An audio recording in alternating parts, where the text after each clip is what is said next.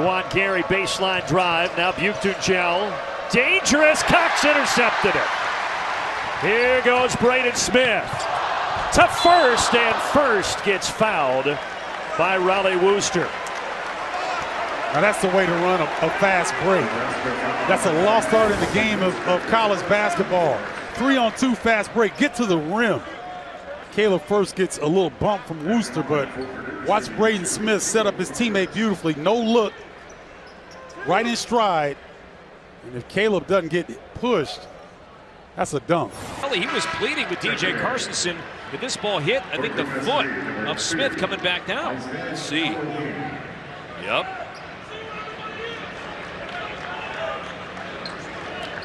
Doesn't look like Braden Smith's gonna have an easy layup.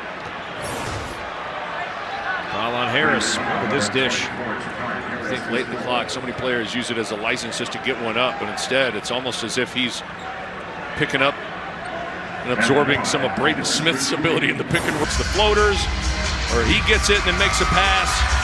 And it really makes Braden Smith all that much more lethal in pick and rolls. I mean, multiple guys draped on him, having to just throw it up with the eyes behind in the back of his head. That is an incredible finish from. Here you see the charge again, the quick drive. Braden Smith moves his feet. They don't call many charges. Off the glass. And then how about the redshirt freshman Yates? Pick, roll, drop down. Boy, Toledo coming out strong in the second half, Coach. Yeah, got some. He's going full speed away from the bucket, takes a glance, flips it back up. You're not going to see many. I think it's the right call, Corey. What do you think? You can't just run and I know it's a loose ball, but you can't just jump on a guy's back like that. What do you think? That's got to count. There's got to be continuation in college basketball. To them, to her personally, to all people. I mean, she was talking to me about how, or to both of us, Shimmy, about how the pyramid of success is still the #1 thing that leads to business success across the world. And that was decades and decades ago we came up with it. Well, and that's one of the many things that I love about Corey Close is she's going to make sure that her young players know who John Wooden is, know what he stood for, know what he was about, understand his legacy. Because she's a true teacher of the game, but she's also a leader of young women. Very much in the same vein, Mike, as John Wooden was. Right. Yeah, she talks about one of the things John Wooden told her so much about is don't worry about championships and banners and stats. It's about the process. The results will come if the process is the right thing. And in a similar vein, she talks a lot about how she's so excited about the way her players are becoming young women, more so than becoming great young basketball players. And I love that. And I've known Corey for a very, very long time. We started around the same time in this coaching profession. And she's always been that way. As an assistant at UCSB, she's very consistent when it comes to coaching character and culture. Team, the #1 team in the country. The women's team at UCLA has never won the NCAA tournament. Made it to Elite 8 before, but that's as far as they've gone. And she's got as good a chance as any team in the history of this program of making it this year. I just think this team is different. There's just something about this team that's different to me, Mike.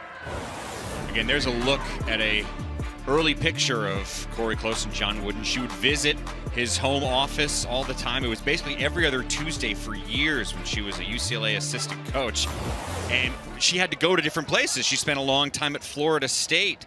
She would maneuver trips to make sure she could come and see John Wooden and spend time. And one of the things she said was she would bring friends or colleagues or family members with sometimes, and very quickly they would be awed into silence around him. Because when you were near him, you just realized, I need to soak up his wisdom. There's no point in me talking right here.